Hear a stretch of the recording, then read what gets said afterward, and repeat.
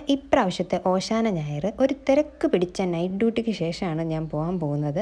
ഇച്ചിരി ലേറ്റായി അവിടുന്ന് ഇറങ്ങാനായിട്ട്. അങ്ങനെ ഇറങ്ങി നമ്മൾ ദാണ്ട വീട്ടിൽ വന്നു, ഫ്രഷായി. ഇനിയിപ്പോൾ നമുക്ക് പള്ളിയിൽ പോകണം. ഞാനും മമ്മിയും കൂടെയാണ് പോയത്. പപ്പ നേരത്തെ തന്നെ പോയി. ഞങ്ങൾ ഇച്ചിരി ലേറ്റായോ എന്നൊരു സംശയം ഇല്ലാതില്ല. കാരണം എല്ലാ പ്രാവശ്യവും ഓല കൊടുക്കുന്നതിന് മുമ്പേ ചെല്ലുന്ന ഞങ്ങൾ ഈ പ്രാവശ്യം ഓലയൊക്കെ കൊടുത്തു കഴിഞ്ഞിട്ടാണ് ചെന്നത്. എന്നാലും ശുശ്രൂഷക്കാരവിടെ കൊടുക്കുന്നുണ്ടായിരുന്നു. ജസ്റ്റ് പോയി അങ്ങ് മേടിച്ചുകൊണ്ട് വന്നു. അവിടെ ബാക്കി കുർബാന കൂടി. ഇപ്രാവശ്യം ബാവാ തിരുമേനിയായിരുന്നു കേട്ടോ കുർബാന അർപ്പിച്ചത്. ഇനിയിപ്പോൾ ദുഃഖ വെള്ളിയാഴ്ചയും വരും. അങ്ങനെ ഞാൻ വെയിറ്റ് ചെയ്തിരുന്ന സമയമെത്തി. കുർബാനയെല്ലാം കഴിഞ്ഞ് പ്രസംഗത്തിൻ്റെ സമയമായപ്പോഴത്തേക്കിന് ഞാൻ ഇവിടെ കുരിശുണ്ടാക്കാൻ പോവാണ്. ഈ ഒരു ഓല എന്ന് പറയുന്നത് നമുക്ക് കിട്ടിയ ഓല ചെറുതായിരുന്നു. അപ്പം ഞാൻ എൻ്റെ ഫ്രണ്ടിൻ്റെ കയ്യിൽ നല്ല നീളമുള്ള ഓല കണ്ടപ്പോഴേ ഞാൻ പോയി അവളോട് എക്സ്ചേഞ്ച് ഓഫർ കൊടുത്ത് മേടിച്ചെടുത്തതാണ് ഈ ഒരു ഓല. അങ്ങനെ ആ ഓലയിൽ ഞാൻ ദാണ്ട് ഒരു കുരിശുണ്ടാക്കുകയാണ്. ഇതെൻ്റെ അപ്പച്ചൻ എന്നെ പഠിപ്പിച്ചതാണ് കേട്ടോ കുരിശുണ്ടാക്കാനായിട്ട്. അതും പള്ളിയിലിരുന്നേ ഉണ്ടാക്കാവുള്ളൂ എന്ന് പറഞ്ഞിട്ടുണ്ട്. അപ്പം ഞാൻ കുരിശുണ്ടാക്കി. അടിപൊളിയായിരുന്നു കേട്ടോ.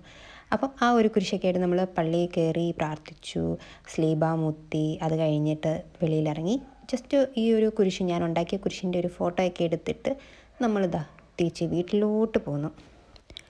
വീട്ടിലെത്തി ചോറുണ്ടു ശേഷം നല്ലൊരു ഉറക്കം പാസ്സാക്കി ഞാൻ എൻ്റെ ലാസ്റ്റ് നൈറ്റ് ഷിഫ്റ്റിന് പോവാണ്.